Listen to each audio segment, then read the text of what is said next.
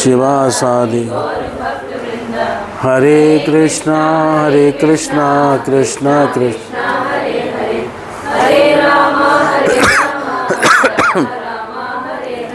नमो विष्णुपादाय कृष्णपृष्ठाय भूतले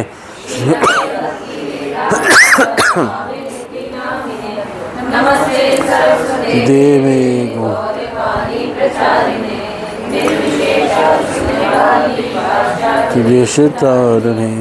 हरे कृष्ण। ग्रंथराज श्रीमद्भागवतम स्कंद 1 अध्याय 2 और श्लोक संख्या 27। 26 का तात्पर्य अभी नहीं पढ़ा ना? 25 का तात्पर्य पढ़ना, 26 श्लोक नहीं, 26 तो कल कर दिया। 26 का तात्पर्य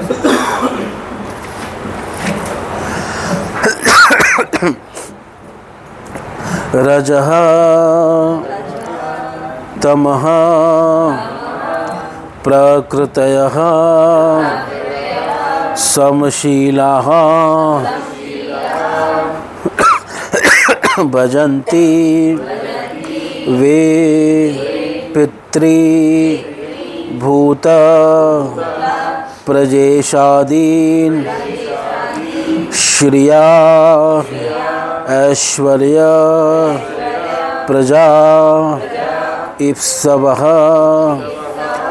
रजस्तमः प्रकृतयः समशीला भजन्ति वे पितृभूत प्रजेशादीन्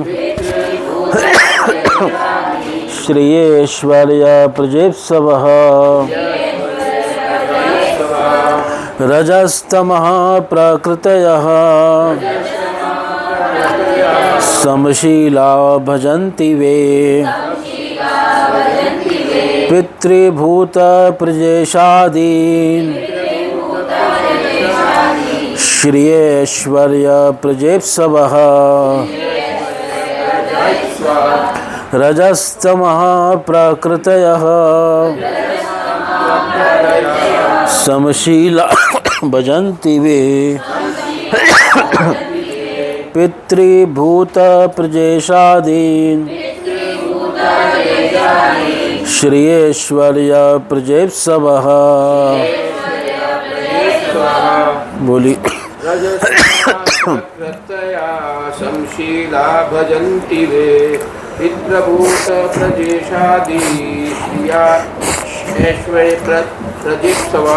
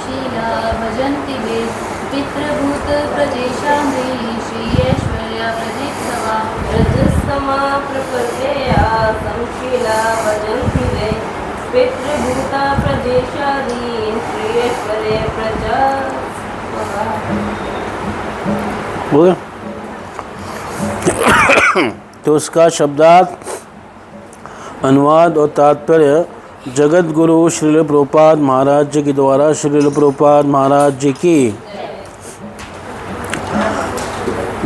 जो मनुष्य रजोगुणी तथा तमोगुणी है वे पितरों, अन्य जीवों तथा उन देवताओं की पूजा करते हैं जो सृष्टि संबंधी कार्यकलापों के प्रभारी हैं, क्योंकि वे स्त्री, धन, शक्ति तथा संतान का लाभ उठाने की इच्छा से प्रेरित होते हैं। तो हम पहले उसका तात्पर्य पढ़ेंगे, फिर श्लोक की हम चर्चा करेंगे।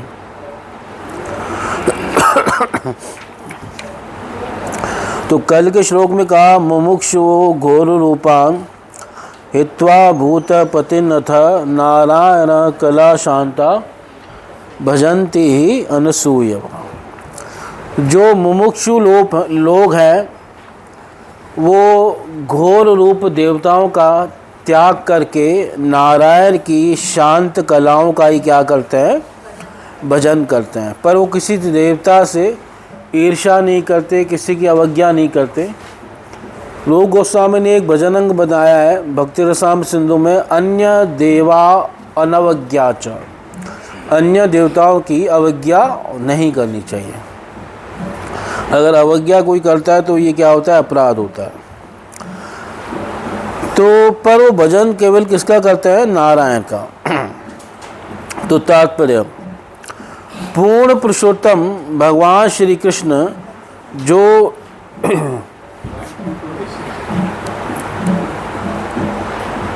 26 का तात्पर्य पढ़े। पूर्ण पुरुषोत्तम भगवान श्री कृष्ण जो श्री विष्णु कोटि के रूपों के मूल रूप हैं, वे दो भिन्न कोटियों में अपना विस्तार करते हैं। पूर्ण या समग्र अंश स्वांश तथा भिन्न अंश। भिन्न अंश सेवक हैं और विष्णु तत्व के स्वांश सेव्य तथा पूज्य हैं। भिन्न अंश कौन है, जीवात्मा, हम लोग। और स्वांश कौन है, जो भगवान के सब अवतार हैं, भगवान के अवतार। सेपरेटेड तो हम लोग हैं, जीवास। हाँ, डेमिगॉड्स वो भी भिन्न अंश है। जैसे शिव आदि हैं वो स्वांश हैं, बाकी सब क्या हैं, भिन्न अंश हैं। पर एक्चुअल में हम भगवान के अंश हैं नहीं। हाँ, भगवान की शक्ति है, बताया था ना पहले भी।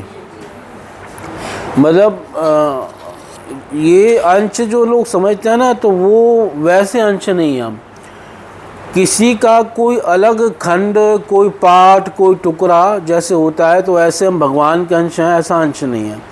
क्योंकि भगवान अखंड तत्व हैं, अग्राह्य तत्व हैं, और वो उनका कभी खंड खंड नहीं हो सकता। तो वैसे हम भगवान के अंश नहीं हैं। पर फिर भी हमें कई जगह अंश कहा गया है। तो अंश का मतलब है अंशो नाना व्यपदेशात। भगवान से विभिन्न प्रकार के संबंध होने के कारण जीव को क्या कहा गया है, अंश कहा गया। और जैसे बताया था सजातीय, सादेश, सख्या, ये कई संबंध हैं, कई गुण मिलते हैं। पर हम कोई कहे कि भगवान से अलग, जैसे समुद्र की बूंद है ऐसे हम हैं, तो ऐसे अंश नहीं है। क्योंकि हम भगवान और हम न हम वैसे अंश हैं, न भगवान से कोई अलग हुए हम पार्ट हैं, है ना। ऐसे अंश नहीं है हम, है ना, कि वो पूर्ण है, हम उसके एक पार्ट है, ऐसा नहीं है ना। कई बार लोग कहते हैं कि मात्रा में तो अंतर है, पर गुणात्मक दृष्टि से भेद है। नहीं, सॉरी, मात्रा में भेद है और गुणात्मक दृष्टि से एक है। एक्चुअल में ये बात भी सही नहीं है। मात्रा में तो बहुत अंतर है ही, गुणों में भी क्या है, अंतर है। गुणों में भी सेम नहीं है। और इवन हम लोग देखा जाए तो सच्चिदानंद भी नहीं है। जीव को क्या कहा जाता है कि जीवात्मा क्या है, सच्चिदानंद, है ना। नहीं कहीं स्पिरिचुअल फॉर्म में एज आत्मा सच्चिदानंद है ना, ऐसा कहा जाता है ना, आत्मा सच्चिदानंद। पर आत्मा अगर देखा है तो सच्चिदानंद नहीं है। क्योंकि वेद में आनंद किसको कहा गया है, योवे भूमा तत्सुखम न अल्पम सुखम अस्ति। ये वेद मंत्र है। जो भूमा है यानी जो अनंत मात्रा का है, जो सर्वव्यापक है, वो ही आनंद है। जो अल्प है यानी जीव है, वो आनंद स्वरूप नहीं है। तो आनंद जब वेद उसी को कह रहा है, तो ये सच्चिदानंद कैसे हो जाएगा। और फिर ये कैसा आनंद है जो इस समय दुख में, क्लेशों में बदल गया है। तो जीवात्मा वास्तव में सच्चिदानंद नहीं है। शास्त्रों पे निष्कर्ष अगर निकालो तो पता चलता है कि ये असत अचित निरानंद है ना। और ज्ञान भी निश्चित का मतलब होता है ज्ञान, और ज्ञान भी कैसा है हमारा कि वो माया से ज्ञान ढक जाता है। तो ये ज्ञान किस काम का हुआ? अज्ञानेन तु आवृतम ज्ञानम तेन मुह्यन्ति जन्तवः। भगवान ने गीता में कहा अज्ञान से ज्ञान क्या हुआ है? हमारा ढका हुआ है। तो ज्ञान भी फिर किस काम का है? आनंद भी निरानंद में बदल गया, क्लेशों में बदल गया, दुखों में बदल गया, और ज्ञान को भी किसने ढक लिया? माया ने ढक लिया।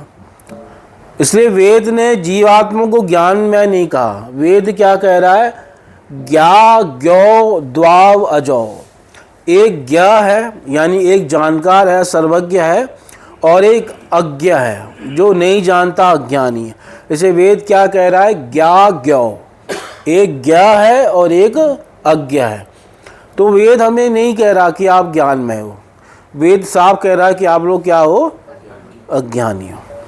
सिर्फ एक है सत्य हमारा, हम शाश्वत है, हमेशा से हैं, चलो ये चीज़ है, बाकी न चिद है न आनंद है।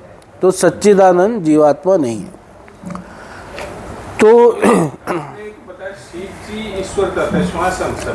हाँ, ब्रह्मा जी विभिन्नांश में रहते। हाँ हाँ। लेकिन जब जीवात्मा विशुद्ध अवस्था में रहते तब भी वो सच्चिदानंद नहीं है। विशुद्ध अवस्था किसको कह रहे हो आप? जब भगवान, जैसे हम भौतिक जगत में आ गए, हाँ माया की ये प्यारे आवरण में, हाँ, लेकिन यही जीवात्मा जब भगवान के धाम होते हैं, भगवान के धाम में भी तो जीवात्मा है।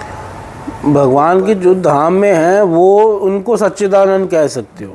मतलब उनको योग माया का शरीर प्राप्त है, अंतरंगा शक्ति का प्राप्त है, तो वो आनंद से युक्त हैं। आनंद नहीं है तब भी वो आनंद से युक्त है, आनंद वाले हैं। एक होता है आनंद खुद और एक होता है आनंद वाला।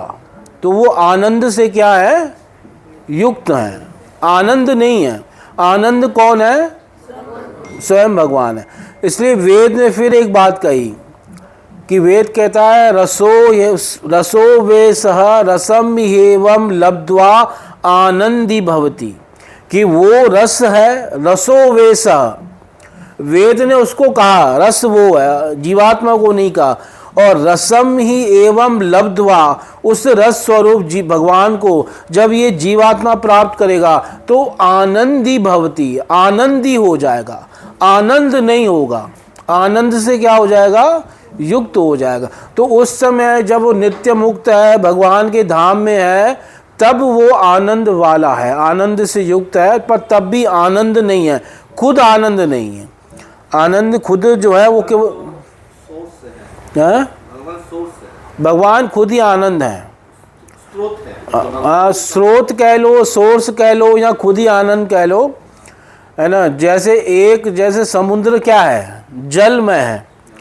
समुद्र में जल के अलावा भीतर बाहर कुछ नहीं है। ऐसे भगवान में आनंद के अलावा कुछ नहीं है, और हमें वो आनंद मिल जाएगा। पर हम आनंद में नहीं है कि हम भाई वो बन गए हैं, हम खुद ही आनंद स्वरूप बन गए हैं। नहीं, हम आनंद से युक्त बन गए हैं। ये अंतर है। जैसे इसको एग्जाम्पल से समझ सकते हो, जैसे लोहे में जलाने की शक्ति नहीं होती, पर वो अग्नि का संगति करके लोहे में भी जलाने की क्या आ जाएगी? शक्ति आ जाएगी।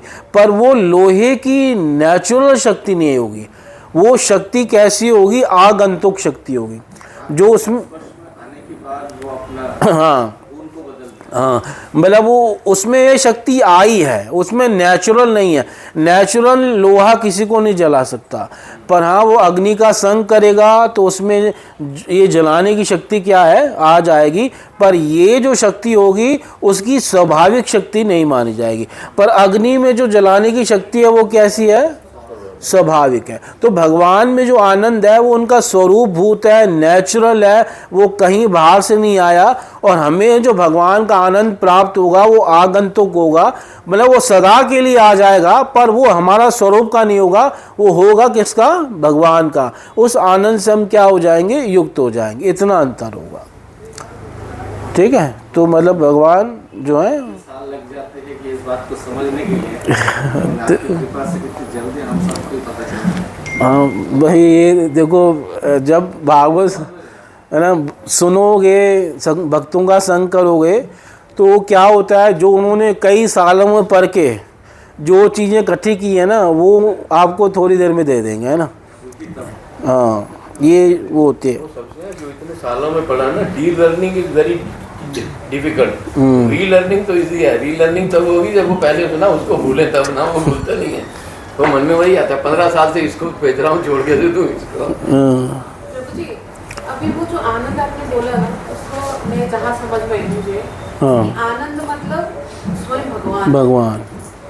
जो हम जीवात्मा को जो खुशी मिलती है, मतलब एक क्षण मात्र का है, वो आनंद का एक जो थोड़ा सा कण है, मतलब टाइप का है। तो फूल जो है वो भगवान के पास आनंद। हाँ, यहाँ पे जो हमें संसार में भी आनंद मिलता है ना, जैसे विषयों में आनंद मिल रहा है ना, या खाने में आनंद मिल रहा है, चाउमीन वगैरह में, पकोड़े वगैरह में, है ना, जो भी आनंद मिल रहा है।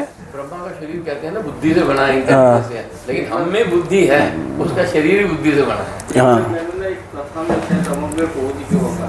उन्होंने आनंद को इस तरह से रिस्पेक्ट किया था कि आनंद इज प्लेजर, उसको प्लेजर को लगाया, और हमारा जो आनंद है उसको कहते हैं हैप्पीनेस। दोनों में बहुत अंतर है, प्लेजर और हैप्पीनेस से बहुत अंतर है। हाँ, मतलब एक जो सांसारिक आनंद भी है, जो विषयों से आनंद मिल रहा है, वो भी जो मिल रहा है वो भी भगवान की शक्ति का रूपांतर है।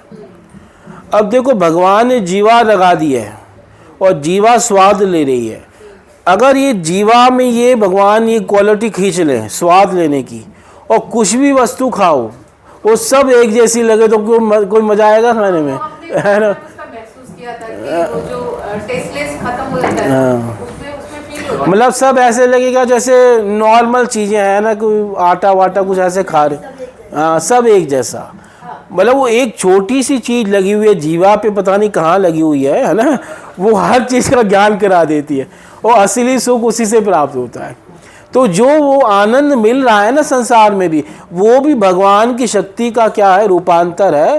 पर दिव्य जो आध्यात्मिक आनंद है वो स्वयं भगवान है, और वो आनंद जब जीव को मिल जाता है तो जीव सदैव के लिए आनंदित हो जाता है। वो आनंद एक बार आने के बाद कभी जाता नहीं है। जो आनंद सच्चा आएगा ना, वो कभी जाएगा नहीं।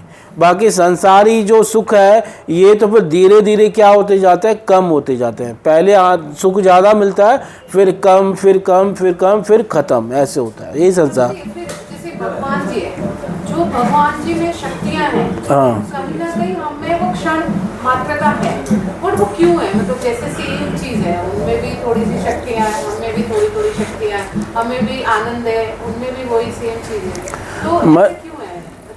इसलिए है कि भगवान में वो सब चीज़ें पूर्ण मात्रा में, और हम में कुछ कुछ चीज़ें अल्प मात्रा में, और वो भी सारी नहीं, वो भी कुछ कुछ चीज़ें। कई दिव्य गुण ऐसे हैं भगवान में जो हैं वो जीवों में कभी नहीं होते। जैसे 2 गुण उस दिन बताए थे ना कि भगवान सत्य काम है, सत्य संकल्प है। अब जीव कभी सत्य काम, सत्य संकल्प थोड़ी बन पाएगा। तो कई गुण ऐसे हैं जो जीव में कभी भी नहीं आ पाते। तो हम में जो भी चीज़ें हैं वो बहुत अल्प मात्रा में हैं और ना के बराबर हैं, उनमें पूर्ण मात्रा में सर्वाधिक, और वही उनके सोर्स हैं, और उन सब के कारण भी वो खुद ही हैं। सर्व कारण में वो उनमें कहीं से आए नहीं हैं, उनके रीजन भी क्या है? वो खुद ही हैं। कहने का भाव ये।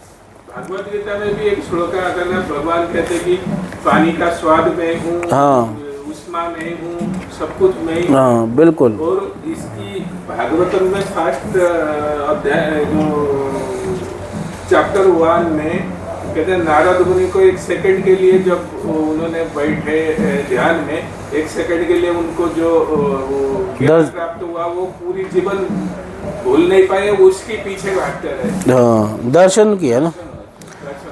ठीक है, आगे बढ़ते हैं। श्री भगवान द्वारा शक्ति प्रदत्त सभी देवता भी भिन्नांश हैं, यानी देवता भी क्या है, भिन्नांश हैं। वे विष्णु तत्व की कोटि में नहीं आते।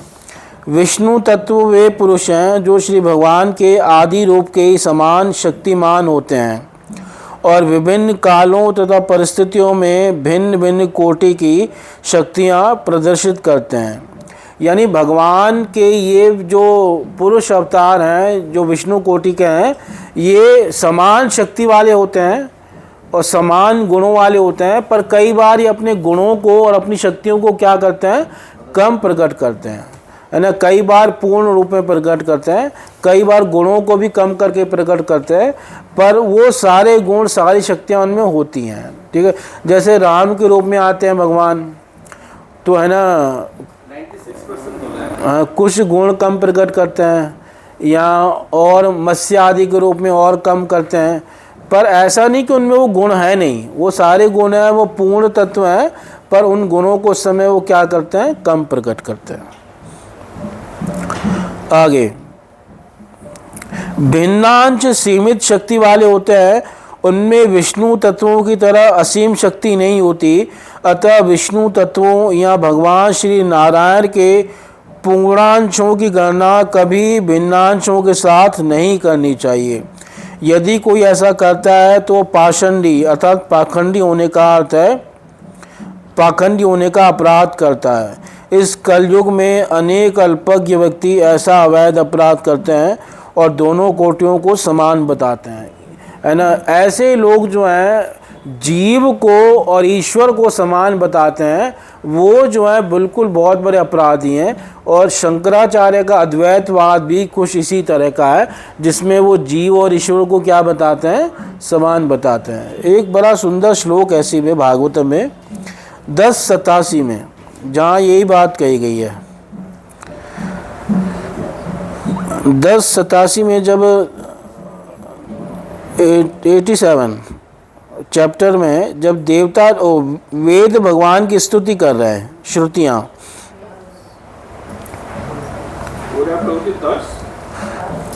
एक मिनट में ढूंढ रहा हूँ, 87 के अंदर है, जिसमें श्लोक शुरू होता है, नहीं सॉरी, हाँ इसी चैप्टर 83 है ना, चैप्टर कौन सा,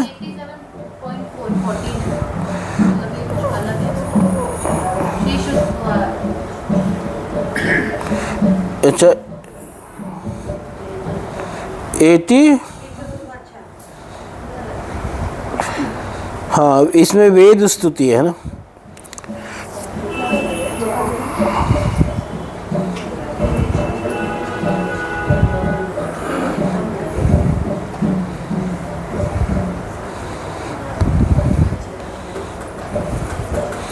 हाँ यही चैप्टर है, एक मिनट श्लोक ढूंढता हूँ।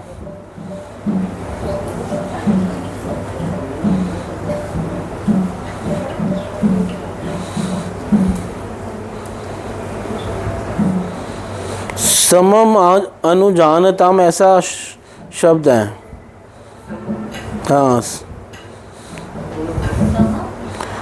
अनुजानताम,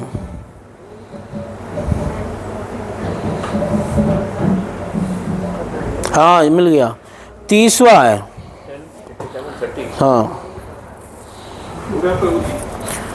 हाँ 10:87:30 मिल गया। कैसे, हाँ अपरिमिता ध्रुवास्तनुभृतो यदि सर्वगता तर्हि न शास्यति नियमो ध्रुव नेतरथा अजनी च जन्मयं तदविमुच्य नियंत्री भवेत् समम अनुजानताम यद मतम मत दुष्टतया। इसमें क्या कह रहा है, अपरिमिता है ना, जो असंख्य जीव हैं, अनंत जीव हैं, जीव कितने हैं, अनंत हैं। ध्रुवा सबके सब क्या है, शाश्वत हैं। तनुभृता शरीरधारी जो जीव हैं, यदि सर्वगता अगर ये सर्वव्यापक हो जाएंगे, आपकी तरह अगर ये भी सर्वव्यापक हो जाएंगे, तरही न शास्यति नियमो, तो फिर आप इनका शासन करने वाले और ये शास्य, ये नियम नहीं रह जाएगा। अगर ये भी आपके समान पूरी तरीके से हो जाएंगे तो फिर कौन शासन करने वाला होगा और कौन शास्ता होगा, है ना। मतलब कौन शास्य होगा और कौन शासन करने वाला होगा। हाँ, मतलब अगर सभी एक जैसे हो जाएंगे तो ये नियम क्या हो जाएगा, खत्म हो जाएगा, है ना। फिर लास्ट लाइन में कह रहे हैं समम अनुजानताम, जो दोनों को समान मानते हैं, यद मतम, जो ऐसा मत मानते हैं, मत दुष्टतया, ये दुष्ट मत है। वास्तव में जीव और भगवान कभी क्या नहीं हो सकते, एक समान कभी नहीं हो सकते। ये वेदों का निष्कर्ष है कि जो दुष्ट मत है वो ऐसा मानते हैं ना। इसका अनुवाद बड़ा लंबा किया है इन लोगों ने। भगवान आप नित्य एक रस हैं, यदि जीव असंख्य हों और सबके सब नित्य हैं, वह सर्वव्यापक हों, तो वे आपके समान ही हो जाएंगे। यानी अगर सबके सब नित्य हो सबके सब सर्वव्यापक हो जाएंगे तो सब किसके समान हो जाएंगे, आपके समान हो जाएंगे। उस हालत में शासित और आप शासक, इस बात का नियम ही खत्म हो जाएगा और तब आप उनका नियंत्रण कर ही नहीं सकते। उनका नियंत्रण आप तभी कर सकते हैं जब वे आपसे उत्पन्न हो, आपकी अपेक्षा न्यून हो। इसमें संदेह नहीं कि सबके सब जीव तथा उनकी एकता या विभिन्नता आपसे ही उत्पन्न हुई है, इसलिए आप उनमें कारण रूप से रहते हुए भी उनके नियामक हैं। वास्तव में आप उनमें सम रूप से स्थित हैं, परंतु यह जाना नहीं जा सकता कि आपका वह स्वरूप कैसा है, क्योंकि जो लोग ऐसा समझते हैं कि हमने जान लिया, उन्होंने वास्तव में आपको नहीं जाना। उन्होंने तो केवल अपनी की बुद्धि के विषय को जानना है जिससे आप परे हैं, है ना। और मति के द्वारा जितनी वस्तुएं जो हैं जानी जाती हैं, वे मतियों की भिन्नता के कारण भिन्न भिन्न होती हैं। इसलिए मतलब कहने का बात है कि जो समम जानता है वो वास्तव में मत क्या है, दुष्ट है ना। भगवान के साथ जीव का कोई भी कभी एक रूपता नहीं हो सकती, मतलब बहुत भेद है, अधिक भेद ही है। इसलिए वही हो गया ना, किसी को दबा के रखोगे तो अगर ऊपर उठाओगे तो वो तुम्हारे सर पे चढ़ेगा। हाँ, आगे ये विभिन्न अंश अपनी भौतिक शक्तियों के अनुसार विभिन्न पदों पर आसीन है, यथा काल भैरव, शमशान भैरव, शनि, महाकाली तथा चंडिका। इन देवताओं की पूजा वे ही मनुष्य करते हैं जो तमोगुण की निम्नतम अवस्था में होते हैं। इन सब का नाम प्रभुपाद जी क्यों लिख रहे हैं, काल भैरव, शमशान भैरव, महाकाली, शनि, चंडिका, क्या कारण है इनका लिखने का? मूल श्लोक में कुछ ऐसा है क्या? घोर रूपान, घोर रूपान, हाँ ये सही है, मतलब भयानक रूपों वाले। तो ये सब भयानक रूपों का वर्णन कर रहे हैं, क्योंकि सारे देवता भयानक नहीं हैं, पर कुछ कुछ क्या है, भयानक रूप में है ना, उग्र रूप हैं। जैसे शनि आदि भी देवता हैं, ग्रह हैं, और प्रायः सबके लिए ये इनकी गति जो है व्यक्र होती है, मतलब सबको टेढ़ी दृष्टि से ये क्या है देखते हैं ना। और इनके जो ये शनि आते हैं तो कितने 2.5 साल के लिए आते हैं, है ना, ढैया लगती है शनिदेव की, कहते हैं। हाँ, मतलब ऐसे एक राशि पे 2.5 साल रहते हैं, है ना। 2.5 साल रहकर फिर उसको देखते रहते हैं। जब दूसरी राशि पे भी जाते हैं तो पहली राशि को भी देखेंगे और उससे अगली राशि को भी देखेंगे, तो एक राशि का प्रभाव जो है 7.5 साल हो जाता है। रहते 2.5 साल है, पर प्रभाव क्या रहता है, 7.5 साल होता है, क्योंकि ये 12 राशियों को पूरा करने में 30 साल लगा देते हैं शनिदेव, तो बड़े धीरे धीरे चलते हैं, तो इसलिए एक राशि पार करने में कितना लगा देते हैं, 2.5 साल लगा देते हैं। तो इस प्रकार से सबको प्राय ना, सुखदेव जी कह रहे हैं कि प्राय सबको, मतलब सबके लिए अशुभ ही माने जाते हैं ये शनिदेव। इसलिए आते हैं उनको टेस्ट करने के लिए, जैसे अद्वैत की बात कर। नहीं, मैं शनिदेव की बात कर रहा हूँ। मतलब शनि एक्चुअल में कई ग्रह हैं ना, कई मंगलमय ग्रह हैं, और कई ग्रह उग्र ग्रह हैं। तो शनि ग्रह भी क्या है, उग्र ग्रह माना गया है। इसी लोग शनिदेव की बड़ी पूजा करते हैं। बहुत डरते हैं, शनि मंदिर में जाएंगे, तेल चढ़ाएंगे। ब्रज में भी एक शनि मंदिर है, कोकिला वन में आप जाओ तो बहुत बड़ा शनिदेव का मंदिर है, और शनिवार को बहुत लोग आते हैं, है ना, भगवान शनिदेव को तेल चढ़ाते हैं और चाहते हैं कि शनिदेव की वक्र दृष्टि हमारे ऊपर न पड़े। तो ऐसे कई उग्र रूप वाले देवता हैं। ब्रह्मा, शिव, सूर्य, गणेश तथा अन्य ऐसे देव उन मनुष्यों द्वारा पूजे जाते हैं जो भौतिक भोग से प्रेरित होने के कारण रजोगुणी होते हैं। यानी रजोगुणी लोग रजोगुणी देवताओं की पूजा करेंगे, तमोगुणी लोग तमोगुणी देवताओं की पूजा करेंगे। किंतु जो सचमुच सत्वगुणी है वे केवल विष्णु तत्वों की पूजा करते हैं। विष्णु तत्वों के अनेक नाम तथा रूप हैं, यथा नारायण, दामोदर, वामन, गोविंद तथा अधोक्षज। सुयोग्य ब्राह्मण शालिग्राम शिला द्वारा निरूपित विष्णु तत्वों की पूजा करते हैं, और क्षत्रिय तथा वैश्य जैसे कुछ उच्चतर वर्ण के मनुष्य भी सामान्यतया विष्णु तत्वों की पूजा करते हैं। सतोगुणी योग्यतम ब्राह्मण कभी भी अन्य व्यक्तियों की पूजा विधि से ईर्ष्या नहीं करते, वह अन्य देवताओं का पूर्ण आदर करते हैं। यद्यपि काल भैरव या महाकाली जैसे देवताओं का रूप अत्यंत भयानक है, वे यह अच्छी प्रकार जानते हैं कि परमेश्वर के ये सभी भयानक लक्षण विभिन्न परिस्थितियों में उनके विभिन्न सेवकों के रूप में हैं, किंतु उतने पर भी वे देवताओं के भयानक तथा आकर्षक दोनों ही रूपों का त्याग कर केवल विष्णु रूपों पर ध्यान केंद्रित करते हैं। मतलब भगवान के भक्त भगवान के रूपों पर ही क्या है, ध्यान केंद्रित करते हैं। वो आकर्षक रूप में भी आकर्षित नहीं होते और उग्र रूप में भी आकर्षित नहीं होते, है ना। जैसे देवी है दुर्गा जी, उनके ही कई रूप उग्र भी हैं। जैसे दुर्गा का ही रूप है काली इत्यादि का, भद्रकाली, तो ये क्या है, उग्र रूप है। और वही गौरी, अंबिका, दुर्गा आदि के रूप में क्या है, जो है उनका रूप उग्र नहीं है।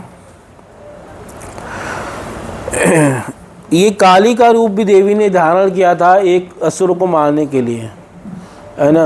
एक बार जब उनका युद्ध हो रहा था देवी का शुंभ और निशुंभ के साथ, है ना, महिषासुर को भी दुर्गा देवी ने ही मारा, इसलिए उनका एक नाम महिषासुर मर्दिनी है। और शुंभ निशुंभ को भी जो है देवी ने ही मारा था। तो ऐसे ही शुंभ निशुंभ की जब देवी अंबिका युद्ध कर रही थी, तो उसी समय उसका एक साथी था जो रक्तबीज नाम का क्या था, दैत्य था, है ना, राक्षस था।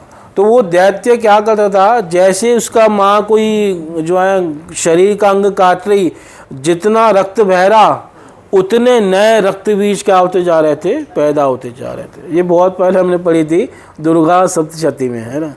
जब हमने ग्रंथ पढ़ने शुरू किया ना, सबसे पहला ग्रंथ पढ़ा था दुर्गा सप्तशती, है ना। तो जो है अब अंबिका ने कहा काली से कि मैं अब ऐसा करती हूँ, मैं जो उसको मारूंगी ना, तो उसका जितना रक्त निकलेगा वो जमीन पे ना गिरे, उस रक्त को तुम पहले ही पी लेना, क्योंकि उसके रक्त से क्या हो रहे थे, वैसे ही रक्त बीज तैयार हो रहे थे। तो फिर जब अंबिका ने मारा, देवी अंबिका ने, तो जो रक्त गिरा वो माता काली उसको क्या करती गई, पीती गई। जो काली के पूजा का टाइम उनका गले में जो मोल्डेड आग में रक्त निकल वगैरह है, और एक उनका हाथ में कटोरी होगा, उसमें रक्त गिरा होगा, वैसे स्टैचू बनाते हैं। मतलब इस प्रकार उस युद्ध में उन्होंने उसका सारा रक्त पिया, और वो दोबारा फिर और रक्त बीज क्या हुए, उत्पन्न नहीं हुए। इस प्रकार से देवी ने शुंभ निशुंभ का और रक्त बीज आदि सारे असुरों का क्या किया, वध किया था। आगे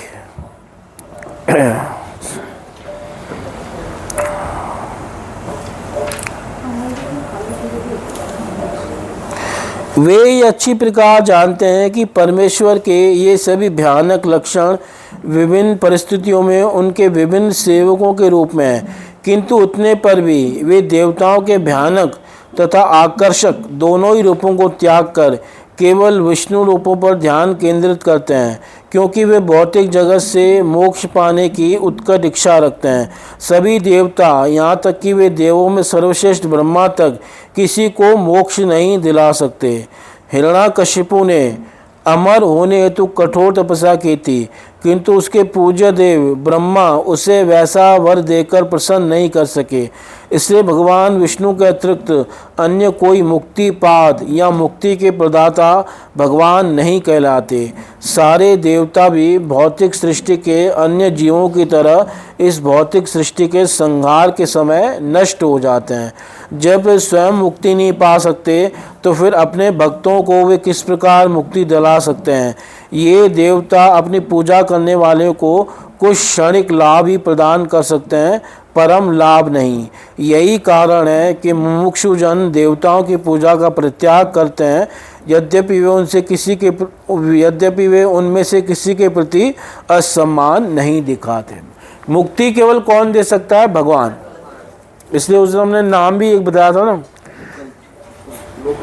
नहीं, कैवल्य पतये नमः, कि भगवान कैवल्य पति है, कैवल्य देने वाले हैं, कि वो कैवल्य केवल वो ही दे सकते हैं। और ये कथा भी बताई थी भागवतम में, जहाँ देवताओं ने कहा कि हम आपको सब कुछ दे सकते हैं, पर कैवल्य जो है हमारे अधिकार में नहीं है, हम वो नहीं दे सकते। तो मुक्ति केवल जो है कृष्ण ही दे सकते हैं, भगवान विष्णु दे सकते हैं। बाकी सब जो है कुछ भोग दे सकते हैं, और वो भोग भी वही दे सकते हैं जो भगवान के द्वारा निर्धारित है ना। वो अपनी मर्जी से ज़्यादा भोग भी नहीं दे सकते, जो भगवान तय करते हैं उतना ही देते हैं। ऐसा भगवान ने गीता में कहा ना 7वें अध्याय में, कि मेरे द्वारा वास्तव में वो दिया जाता है, और मया एव विहितान हितान, मैं जो विहित करता हूँ, सैंक्शन करता हूँ, उसी को वो आगे देते हैं। 7वें अध्याय में ये बात कही है, 23वें श्लोक में गीता में, कि मेरे द्वारा विहित होता है उसी को वो देते हैं। मतलब ऐसे नहीं कि वो जो मर्जी दे देंगे। जैसे भाई कैशियर जो बैठा है वो जो मर्जी निकाल के दे देगा किसी को कुछ, वो साइन करता है उतना अमाउंट। हाँ, वो भी बैलेंस होना चाहिए है ना, अकाउंट में बैलेंस होना चाहिए, तब वो देगा ना। तो ऐसे ही देवता हैं, है ना। 7वें अध्याय में बड़ा सुंदर श्लोक भगवान ने कहा है, जहाँ पहले देवताओं की भगवान बता रहे हैं, निंदा कर रहे हैं, और फिर भगवान कह रहे हैं कि वो जो देते हैं, अंतवत्तु फलम तेषां तद्भवति अल्पमेधसां देवान देवयजो यान्ति मद्भक्ता यान्ति मामपि, है ना। अंतवत्तु फलम तेषां, उनका फल कैसा होता है? नाशवान होता है, अविनाशी चीज नहीं दे सकते।